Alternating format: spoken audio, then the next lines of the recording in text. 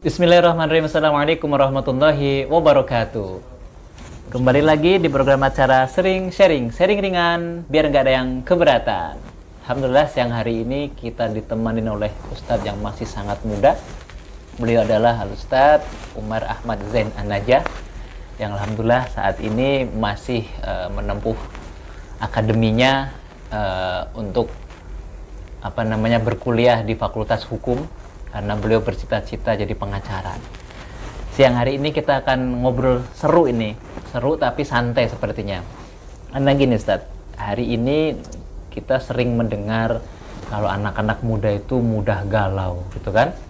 Terus rungkat lah, kalau udah galau itu pasti larinya ke rungkat gitu kan. Nah ini bagaimana tipsnya agar kita tidak galau, terus apa saja yang harus kita lakukan sih? Apakah nanti kita dari faktor orang tua kita atau dari mana gitu? Silahkan. Baik. Bismillahirrahmanirrahim. Alhamdulillah wassalatu wassalamu ala Rasulillah wa ala alihi wa sahbihi wa tabi'ina lahum bi ihsanin ila yaumiddin.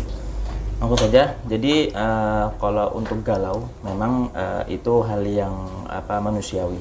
Memang terjadi di setiap manusia termasuk anak muda, ya. Namun bagaimana cara supaya kita ini bisa tidak galau ya? Jadi dalam Islam itu semua itu diatur, termasuk bagaimana perasaan kita. Ya. Maka dalam Islam ada tips-tips anti galau ya, ala Islami. Karena ada juga tips galau yang non Islami. Ya. Maka kemudian apa itu tips galaunya? Yang pertama, yang pasti adalah zikir. Ya. Zikir itu adalah mengingat Allah Subhanahu Wa Taala. Dan zikir yang paling utama itu adalah membaca Al-Quran. Maka disebutkan dalam Al-Quran itu, ala bi dzikrillahi tatma'innul qulub. Tidakkah bahwasanya dengan mengingat Allah itu hati akan menjadi tenang. Hati yang galau akan menjadi lebih lega, lebih tenang. Ya.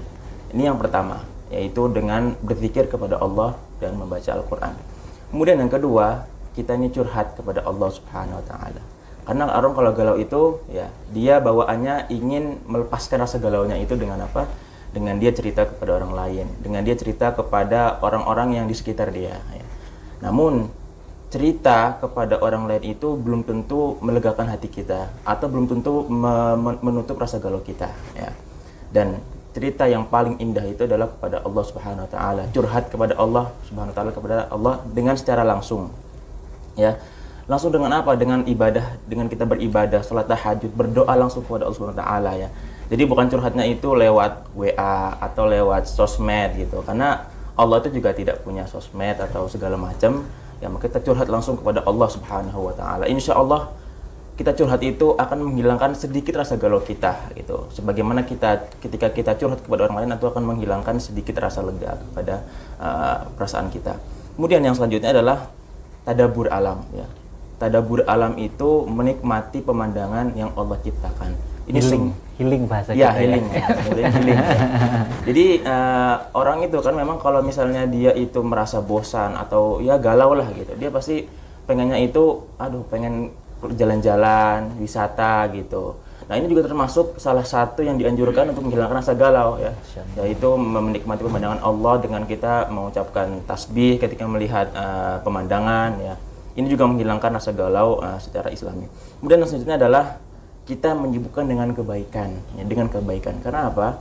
Segala sesuatu yang kita lakukan itu semua akan bernilai ibadah. Ya.